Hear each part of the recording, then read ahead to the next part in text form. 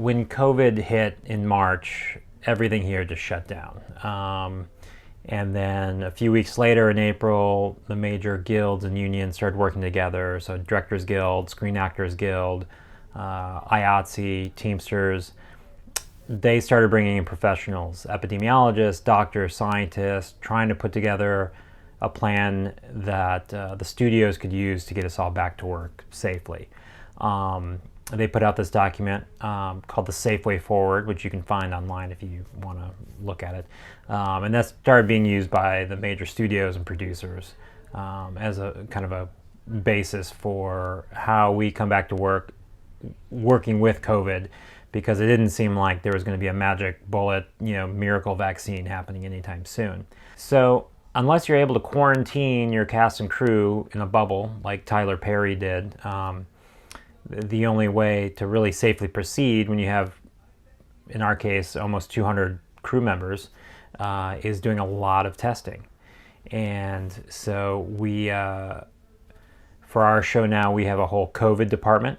Initially in this whole process, we thought, when we come back, maybe we'll have a smaller crew, kind of a skeleton crew of sorts, to have less people around. And what ultimately happened was we have more crew members now, because we have a COVID department consisting of, a compliance officer, someone who handles the PPE, someone that handles sanitation, and, people working underneath them, and a team of nurses doing a lot of testing. So for us, we have, depending on how close you work in relation to the actors, depends on how often you're tested. So for me, the camera operators, the hair and makeup folks who are in tight quarters with the cast, we're tested 3 times a week. The whole process is, it's like you're making 2 shows. You're making the show you're doing or the production you're making, and then you've got the COVID production. It's like an onion. There's so many layers. As soon as you answer one question, there's 10 more. Everything has to be rethought. What door do we enter? What door do we exit? How do we move people around where we're not getting in each other's way? How do we feed people? We've split people into zones and pods, and it's very confusing.